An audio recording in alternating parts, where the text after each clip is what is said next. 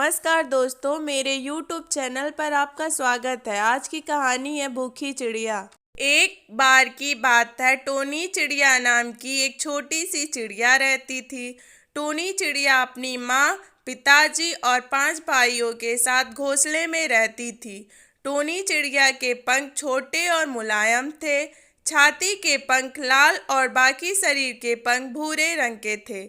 Tony चिड़िया और उसका परिवार एक बड़े चर्च के घंटा घर पर बने घोंसले में रहता था और उसकी माँ ने उस घंटियों की ताल पर चहकना सिखाया था। घंटा घर के पास एक इमारत थी जहाँ पक्षियों से प्यार करने वाली एक बूढ़ी औरत रहती थी और हर दिन वह टोनी चिड़िया उसके परिवार के लिए खिड़की पर ब्रेड डालती थी।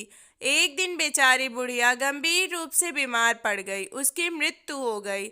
टोनी चिड़िया, उसका परिवार जो भोजन के लिए उस पर निर्भर थे, उनके पास खाने के लिए कुछ नहीं बचा था। टोनी चिड़िया के पिता ने कीड़ों का शिकार करने का फैसला लिया, लेकिन दुर्भाग्य से उसे केवल 3 कीड़े मिले और वे 8 थे।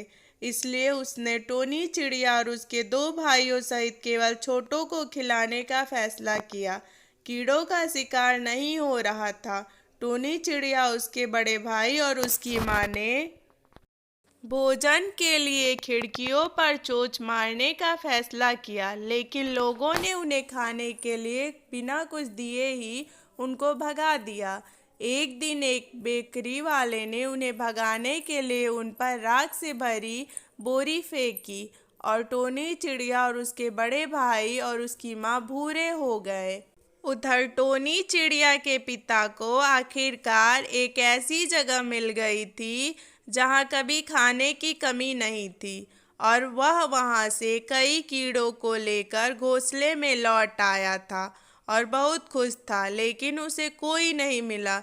जब बच्चे और उनकी माँ राख से गंदे हुए घोंसले में लौटे तो टोनी चिड़िया के पिता ने उन्हें पहचाना नहीं और उन्हें घोंसले से भगा दिया। टोनी चिड़िया और उसके भाई और माँ ने हार नहीं मानी और पास के एक तालाब में अपने आप को साफ करने के लिए चले गए और घंटियों की आवाज़ के साथ अपने पसंदीदा गीत की धुन पर घोंसले के पास चहकना शुरू कर दिया। टोनी चिड़िया के पिता ने उन्हें पहचान लिया और उन्हें घोंसले में आने दिया और उसके बाद सभी ने खुशी से एक साथ खाना खाया।